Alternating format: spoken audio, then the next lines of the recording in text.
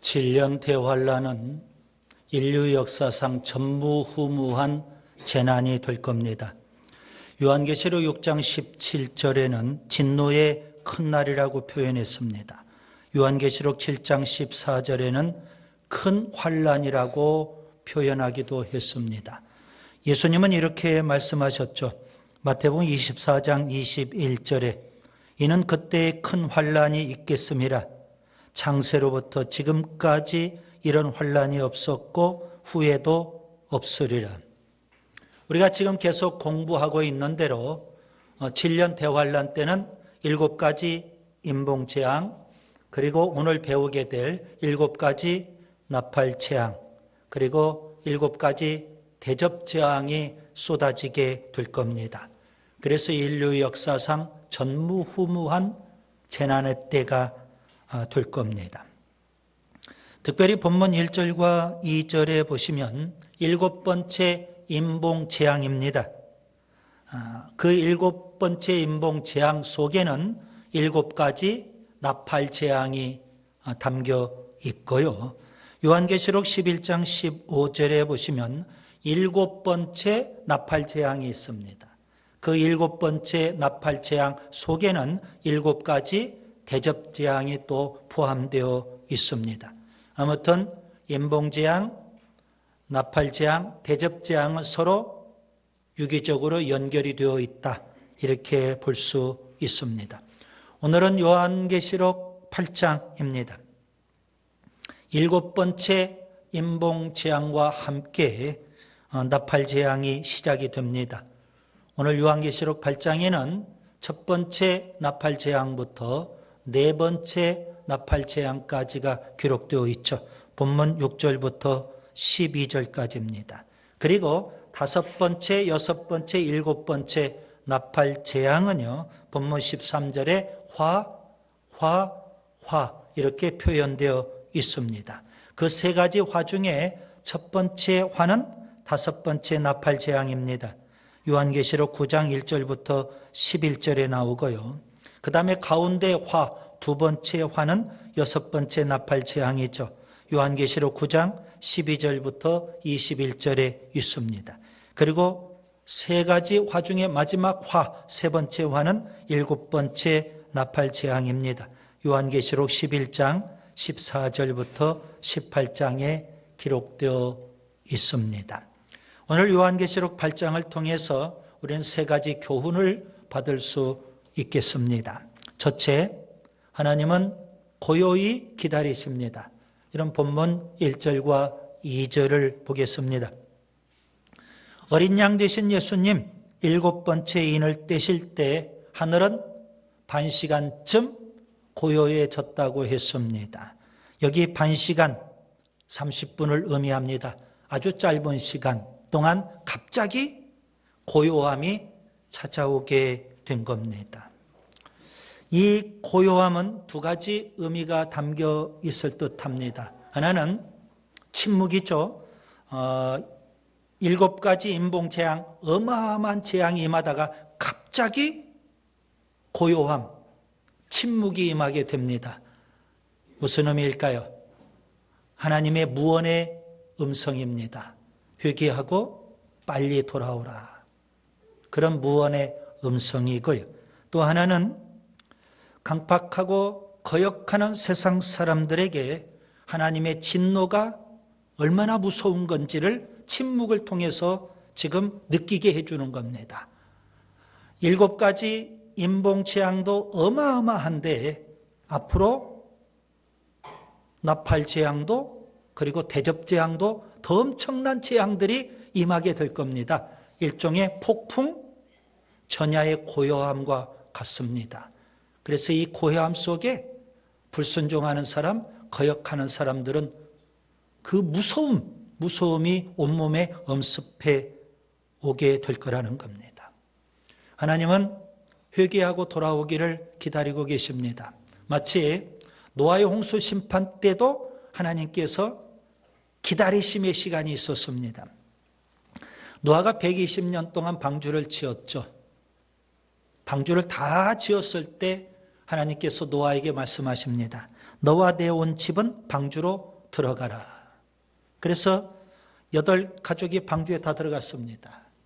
그리고 홍수 심판에 또 살아야 될 짐승들을 또 하나님께서 방주에 다 들이셨습니다. 그리고 나서 하나님이 바로 홍수로 심판하신 게 아니었습니다. 창세기 7장 4절에 보면 지금부터 7일이면 내가 40주야를 땅에 비를 내려 내가 지은 모든 생물을 지면에서 쓸어버리리라. 하나님은요, 노아가 방주를 짓는 120년 동안 기다리고 계셨습니다. 그리고 방주를 다 짓고 이제 홍수로 심판하시기 직전 또 일주일을 기다리고 계시는 겁니다. 하나님 어떤 분이셔요? 회개하고 돌아오기를 기다리시는 하나님. 하나님께서 선지자 요나를 부르셨습니다. 니느웨로 가서 심판을 외치라는 겁니다. 요나는 싫었습니다. 니느웨 백성은 이스라엘과 원수예요. 꼴도 보기 싫어요. 그곳에 가고 싶지 않아요. 그래서 정반대 다시스로 도망을 가버립니다. 배를 타고 다시스로 도망가는데 하나님이 보시지 못하도록 배 가장 밑에 층에 들어가서 일부러 잠을 청합니다. 그런 요나를 깨우시기 위해서 하나님은 바다에 큰 풍랑을 일으키셨어요. 흔들어 깨우시는 겁니다. 요나는 객기를 부립니다. 하나님은 사명에 살아라 그렇게 요구하시는데 요나는 이대로 살다가 죽겠습니다. 객기를 부려요. 그런 요나를 위해서 하나님 큰 물고기도 준비해 주십니다. 죽음의 위협을 느끼도록 해 주시고 끝내는 사명에 살게 하시죠. 그래서 결국 요나가 하나님을 어떻게 이깁니까? 니느웨 성에 갔어요. 그가 외쳤던 메시지는 뭘까요? 40일이 지나면 니느웨가 무너지리라. 이 메시지를 전합니다. 하나님께서 왜 이런 방법을 쓰실까? 요나서를 읽으면서 의문이 됩니다. 물론 니느웨 백성의 죄악이 하늘에 상달되었기 때문에 하나님께서 요나를 보내서 심판을 외치고 심판을 하시겠다는 거 아니겠습니까? 그런데 왜 하나님이 이런 방법을 쓰실까? 굳이 니느웨 성에 가기 싫다고 하는 도망가는 요나를 억지로 붙잡아가지고 왜 니느웨 성에 보내시냐 이겁니다. 그리고 왜 40일 뒤에 굳이 심판하십니까? 하나님이 요나를 보내실 필요도 없고 40일 뒤에 심판하실 필요도 없어요. 어떻게 하면 될까요? 하나님께서 직접 그것도 40일 뒤에가 아니라 지금 당장 심판하시면 되는 거예요. 하나님 어떤 분이셔요? 회개하고 돌아오기를 기다리시는 하나님입니다. 누가복음 15장에 보면 유명한 비유 3가지가 나옵니다. 잃은 양 비유, 잃은 드라크마 비유, 잃은 아들, 일명 탕자죠. 탕자 비유. 여러분, 잃은 양의 비유와 잃은 드라크마의 비유는 잃어버린 것을 찾아가는 주인의 모습을 그려주고 있습니다. 반면에 잃은 아들, 탕자 비유는 잃어버린 아들 돌아오기를 기다리시는 아버지의 모습을 그려주고 있습니다. 탕자의 비유를 통해서 우리가 하나님은 어떤 분이신지 배우죠. 하나님은 회개하고 돌아오기를 기다리시는 하나님이십니다. 베드로후서 3장 8절과 9절에 베드로 사도는 이렇게 말합니다. 사랑하는 자들아, 죽게는 하루가 천년 같고 천년이 하루 같다는 이 한 가지를 잊지 말라. 주의 약속은 어떤 이들이 더디다고 생각하는 것 같이 더딘 것이 아니라 오직 주께서는 너희를 다하여 오래 참으사 아무도 멸망하지 아니하고 다 회개하기에 이르기를 원하시느니라. 인봉재앙이 진행되다가 갑자기 반시간 동안 고요함이 찾아옵니다. 그 고요함 속에서 하나님이 주시는 무언의 음성을 들어야 됩니다. 빨리 회개하고 돌아오라. 짧은 시간이에요. 그 기회를 놓치면 이제 더 무서운 재앙이 임합니다. 나팔 재앙, 대접재앙, 더 마음한 재앙이 임하게 되더라는 겁니다. 그 짧은 침묵의 시간, 고요함의 그 시간, 일종의 여러분 영화관에 가면 이런 게 있죠. 앞으로 나올 영화를 홍보하기 위해서 개봉 박두, 이 침묵의 시간이 일종의 더 무서운 심판이 임하게 된다는 개봉 박두와 같은 그런 시간입니다. 그 다음에 두 번째 또 우리가 배워야 될 소중한 교훈이 있습니다. 하나님은 성도의 기도를 흠양하십니다. 이런 본문 3절부터 5절을 보겠습니다. 사도 요한이 환상을 하나 보게 됩니다. 7번째 임봉 재앙 때 그가 본 환상입니다. 하나님이 흠양하시는 기도의 향연, 그런 환상을 보게 돼요. 여러분 본문 3절부터 5절 이 환상을 우리가 세 가지 장면으로 나누어 볼 수 있겠습니다. 첫 번째 장면은 천사가 금향로에 모든 성도의 기도를 담고요, 거기에 향을 담아요. 그래서 그것을 보좌 금제단에 드리는 장면입니다. 여러분 여기 금향로에 성도의 기도를 다 담고 거기에 또 뭘 담는다고요? 향을 담아요. 향. 그 향이 뭘까요? 신학자들 사이에 논란이 되지만 그 향은 예수님의 중보 기도입니다. 예수님 십자가에 죽으셨고 3일 만에 부활하셨죠. 그리고 그 예수님 승천하셔서 하나님 보좌 우편에 앉아 계십니다. 뭐 하고 계실까요? 우리를 위해서 지금도 중보하고 계십니다. 그리고 마지막 종말의 심판을 위해서 주님은 기도하고 계시는 겁니다. 로마서 8장 34절, 죽으실 뿐 아니라 다시 살아나신 이는 그리스도 예수시니 그는 하나님 우편에 계신 자요 우리를 위하여 간구하시는 자신이라. 그 다음에 사도 요한이 봤던 두 번째 장면은요, 천사의 손으로부터 그 금향로에 담겨있는 성도의 기도, 그리고 주님의 중보 기도의 향, 그것이 향연이 되어서 하나님 앞에 드리는 장면입니다. 여러분 기도는 하나님이 가장 기쁘게 흠양하시는 향연이 되는 겁니다. 우리가 신앙생활을 할 때 기도해야 될 이유가 바로 여기에 있습니다. 하나님께서 정말 기쁘게 흠양하시는 향연이기 때문에 그렇습니다. 우리 신앙생활에 기도가 없다면 그 사람이 어찌 하나님을 섬긴다고 할 수 있겠습니까? 우리 교회 기도가 좀 풍성이 많아지고 그 기도에 주님의 중보의 향이 더해져서 하나님이 흠양하시는 기도의 향으로 그렇게 하나님 앞에 올라가는 그런 은혜가 있기를 바랍니다. 그 다음에 세 번째 장면은 그 금향로에 하나님께서 불을 담아주십니다. 그래서 그 불을 세상에 쏟아붓게 되고 그러면 이제 본격적으로 나팔 재앙이 시작이 됩니다. 그때 우레와 음성과 번개와 지진이 일어난다고 했습니다. 세 번째 장면이죠. 여러분 하나님께서 성도들의 기도를 흠양하시고 그런 다음에 그 금향로에 뭘 담아줘요? 불을 담아주시는 겁니다. 이것은 기도의 응답이에요. 기도의 응답으로 이제 7 천사들이 나팔을 불 때 그 금향로에 담겨있던 불이 이 세상에 쏟아지게 돼요. 여러분 나팔 재앙의 중요한 특징은 뭘까요? 불심판. 종말에 임할 하나님의 심판은 불심판이라는 사실입니다. 하나님께서 기도의 응답으로 불로 세상을 심판하시는 겁니다. 특별히 우리는 요한계시록 6장 10절에서 5번째 임봉재앙을 살펴봤습니다. 5번째 임봉재앙은 순교자들의 탄원이었죠. 순교자들이 제단 밑에서 하나님 앞에 이렇게 탄원하며 기도합니다. 거룩하고 참되신 대주제여, 땅에 거하는 자들을 심판하여 우리 피를 갚아주지 아니하시기를 어느 때까지 하나이까. 그렇게 탄원하며 기도를 드려요.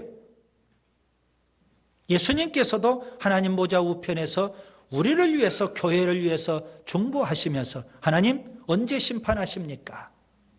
종말을 놓고 기도하실 거예요. 그런 기도의 응답으로 하나님께서는 이제 금향로에 불을 담아주시는 겁니다. 불로 심판하시겠다는 거죠. 여러분, 우리가 기도할 때 우리는 예수님 이름으로 기도를 해요. 왜 예수님의 이름으로 기도할까요? 많은 사람들이, 거의 모든 사람들이 그 의미, 영적 의미를 잘 모르고 그냥 예수님의 이름으로 기도한다고요. 왜냐하면 목사님이 그렇게 기도하거든요. 교회 기도 많이 하는 장로님, 권사님, 안수 집사님, 중직자들이 그렇게 기도하거든요. 그러니까 나도 어깨너머로 그거 배워가지고 그냥 예수님 이름으로 기도합니다 하면서 기도를 해요. 의미도 잘 모르면서. 그러니 열심히 기도는 하는데 응답은 없어요. 이게 문제 아닙니까? 여러분, 왜 예수님의 이름으로 기도해야 돼요? 너무 어렵게 생각하지 마세요. 예수님께서 그렇게 기도하라고 명령하셨어요. 그래서 우리는 예수님의 이름으로 기도하는 거예요. 자, 그러면 예수님의 이름으로 기도한다는 것은 무슨 의미일까요? 이걸 알아야 되지 않겠습니까? 예수님께서 십자가에 죽으시기 전날 밤 제자들을 놓고 고별 설교를 하셨습니다. 그 고별 설교의 내용이 요한복음 14장부터 16장에 기록되어 있어요. 네, 여러 가지 예수님이 말씀을 하셔요.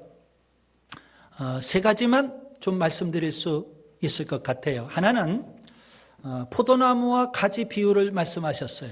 나는 포도나무고 너희는 가지다. 가지가 포도나무에 붙어 있어야 된다. 그래야만 열매를 맺을 수 있다. 그런 포도나무와 가지 비유를 말씀하셨어요. 그리고 또 예수님은 또 다른 보혜사, 예수님도 보혜사인데 또 다른 보혜사를 보내주시겠다. 그렇게 약속도 하셨고요. 그리고 또 하나는 그동안은 너희들이 내 이름으로 기도 안 했는데, 왜요? 공생의 기간 동안 예수님이 계시니까 뭐 예수님 이름으로 기도할 필요가 없죠. 예수님이 다 해결해 주셨으니까. 이제 내가 떠나는데 이제부터는 내 이름으로 기도해라. 그러면 하나님이 다 응답해 주실 거다. 이렇게 말씀을 하셨어요. 여러분, 이 세 가지 구슬로 끼워보면 굉장히 중요한 진리를 우리가 배울 수 있어요. 포도나무와 가지의 비유를 보면 예수님과 제자들, 예수님과 우리가 하나가 되어야 된다는 겁니다. 그래서 예수님은 내가 너희 안에 거하고 너희가 내 안에 거해야 우리가 하나가 되는 거다. 가지가 포도나무에 붙어 있는 것처럼 우리가 하나가 되어야 돼. 여러분, 우리가 예수님 안에 거하고 예수님이 우리 안에 거하셔서 우리와 예수님이 하나가 되어야 되는 줄 믿습니다. 이것을 영적 교제라고 합니다. 아주 친밀한 교제, 하나가 됨. 그것을 가능하게 하신 분이 누구예요? 보혜사? 성령님이에요. 그래서 또 다른 보혜사를 보내주시겠다, 그렇게 약속을 하신 거예요. 성령을 통해서 물론 성도와의 교제도 나누지만 더 본질적으로는 주님과 내가 교제를 나누는 겁니다. 주님과 내가 하나가 되는 거예요. 성령 충만해서 그런 깊은 영적 교제를 우리가 나눌 수 있기를 바랍니다.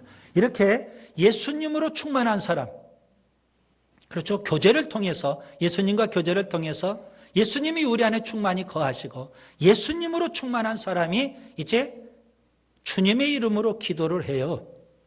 여러분, 그 기도는 더 이상 내 기도가 아니에요. 누구 기도예요? 내 안에 충만히 거하신 예수님의 기도예요. 그렇기 때문에 그 기도는 반드시 응답이 된다는 겁니다. 여러분, 이런 깊은 의미를 담고 주님은 내 이름으로 기도하라. 그래서 우리가 예수님의 이름으로 기도하는 것 아니겠습니까? 성령을 힘입지도 않고 예수님과 내가 영적 교제를 나누지도 않으면서 내 안에 예수님으로 충만하지도 못하면서 예수님의 이름으로 기도만 하면 그 기도가 다 응답됩니까? 무슨 예수님의 이름이 노또입니까? 그러니 열심히 기도는 하는데 허공을 치는 메아리가 되고 마는 거 아닙니까? 좀 더 심하게 표현하면 하늘나라에서 잡동산이 취급받고 많은 거예요. 그래서 먼저 중요한 건 뭘까요? 예수님으로 충만해야 돼요. 예수님과 깊은 영적 교제를 나누도록 성령을 힘입고 예수님으로 충만하고, 그리고 나서 우리가 예수님의 이름으로 말하면 그건 더 이상 내 말이 아니에요. 예수님의 말씀이에요. 예수님의 이름으로 내가 행동하면 그건 내 행동이 아니에요. 이건 예수님의 행동이에요. 예수님의 이름으로 기도하면 더 이상 내 기도가 아니에요. 이것은 예수님의 기도와 다를 바가 없어요.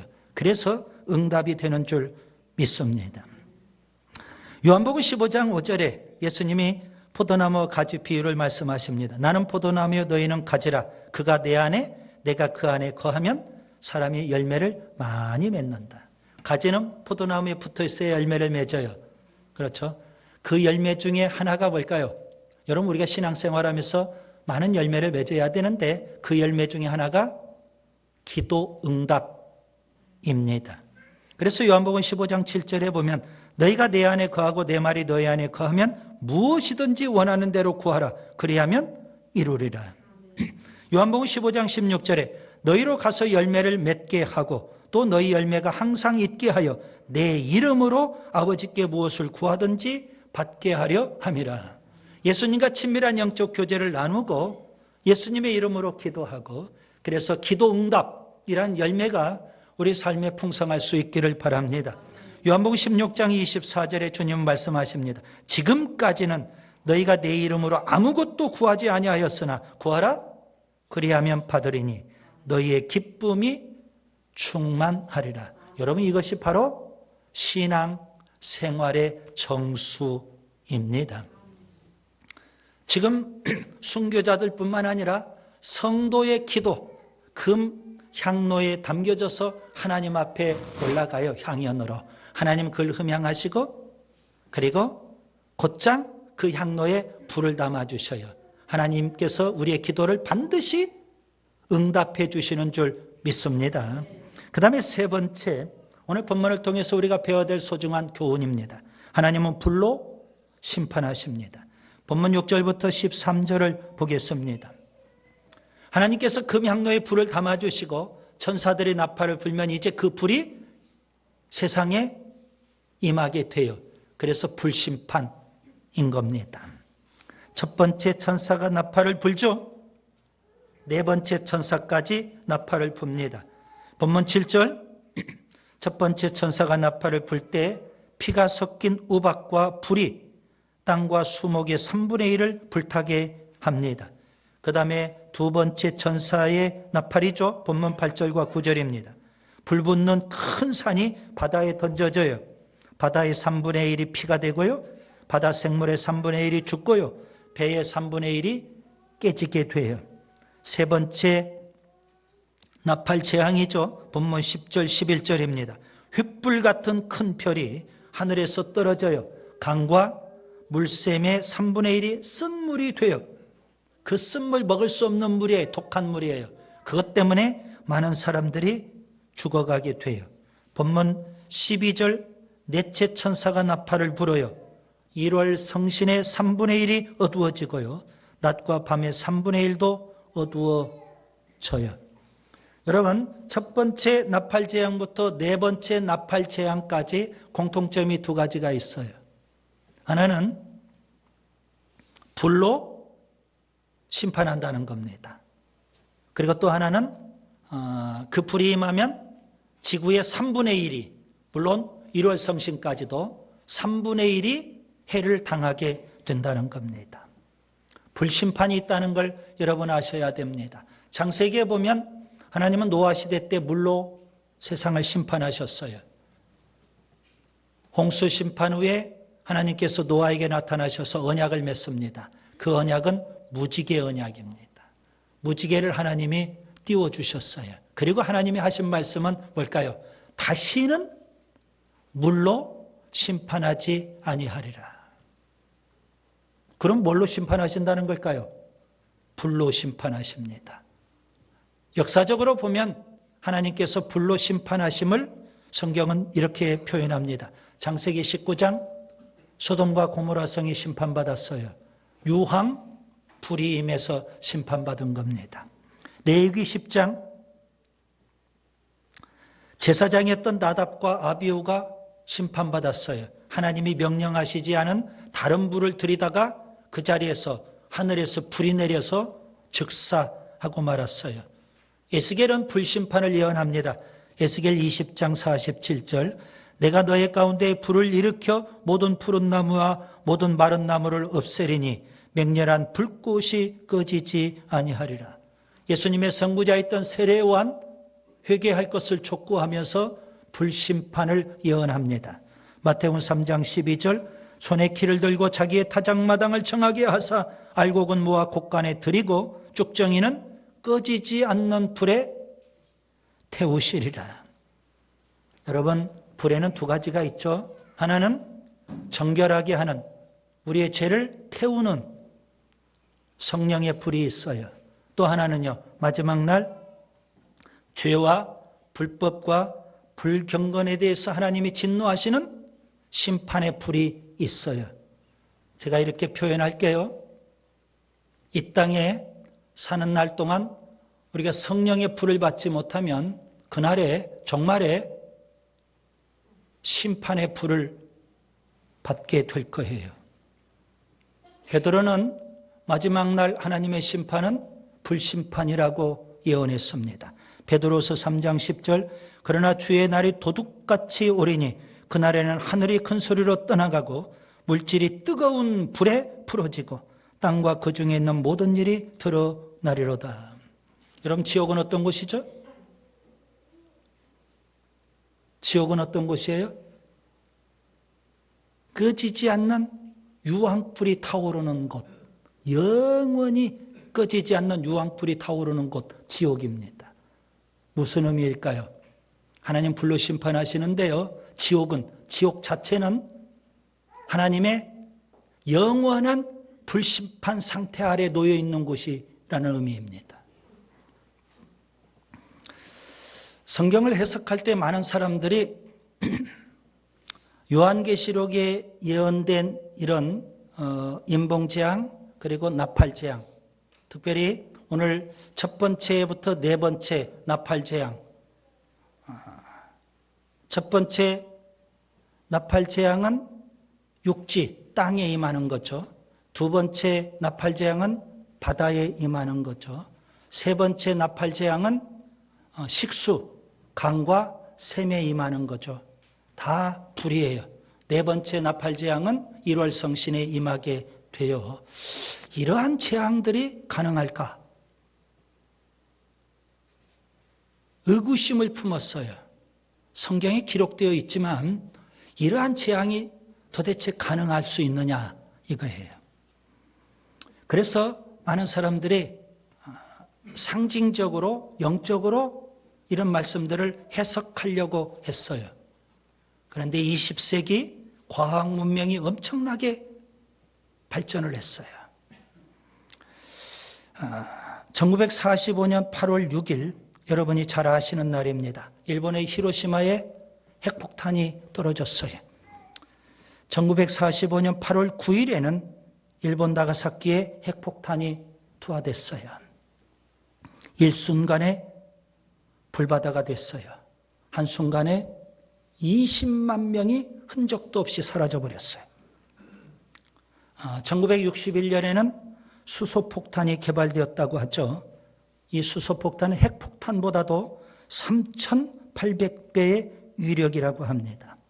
인간이 만든 무기도 그 정도예요. 하물며 하나님이 이런 일들을 못 하실까요? 성경에 말씀하고 있는 인봉재앙, 나팔재앙, 대접재앙, 허황땡 이야기 같아요? 아니에요.